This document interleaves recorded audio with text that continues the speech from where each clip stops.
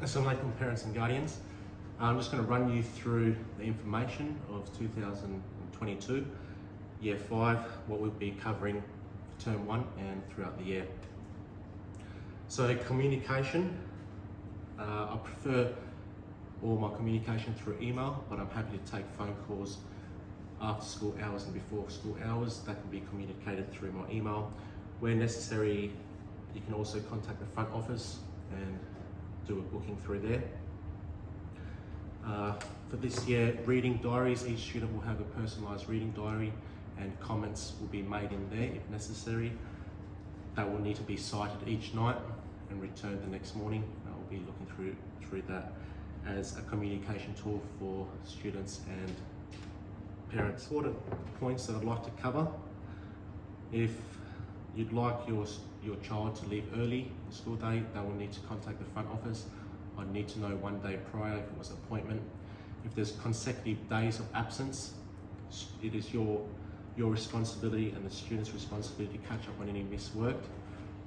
It's very important that, especially being in that NAPLAN year level and Term 1, that we try to be available every day. And again, with uncircumstances, I guess, if there's consecutive days of absence, students, they're up to their responsibility to catch up on their work. I'd need a note providing explanation on the student's absence. Right? That will need to be handed to me on the day or prior to leaving. No play policy in Term 1 and 4, so students will need to bring their hats for recess and lunch. In terms of the healthy eating, we need healthy snacks, and we do give the child a fruit break, so having a fruit every day is essential.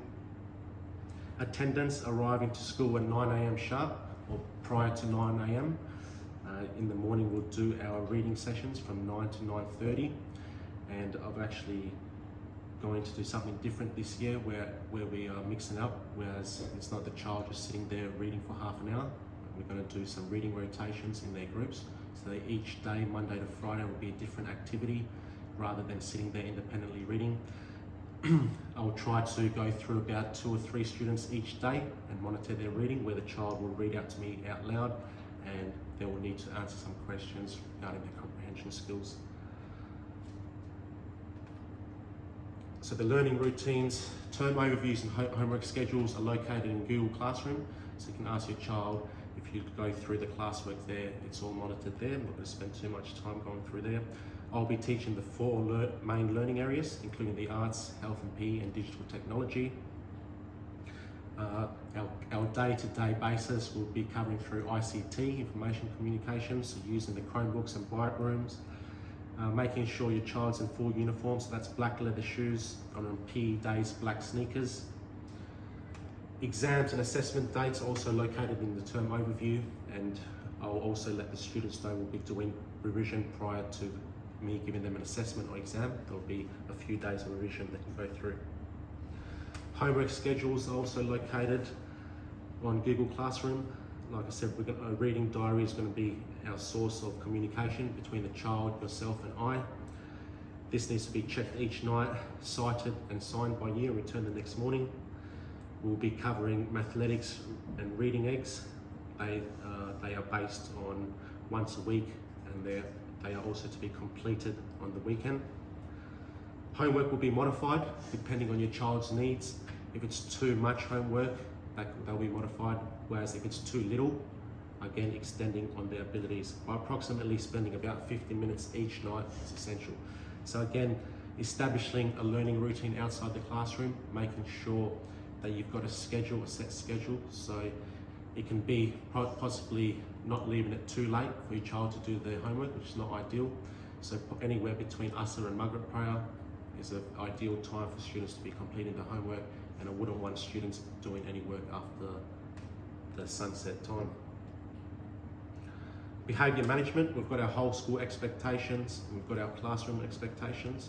So again, arriving on time, your child being organised, having all the materials, the resources in class ready to go, classroom rules that we'll go through, and there's behaviour management steps where the child will get 2 warnings. After the first 2 warnings, they will be sent to buddy class.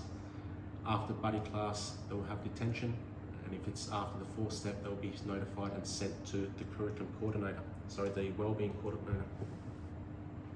NAP plan testing, year 5, very important. A big focus is English and mathematics for term 1, looking at comprehension, writing, analysing text, how the reader attracts their audience, looking at the language features, but also reading with expression, tone and fluency. So those are my big focus for English.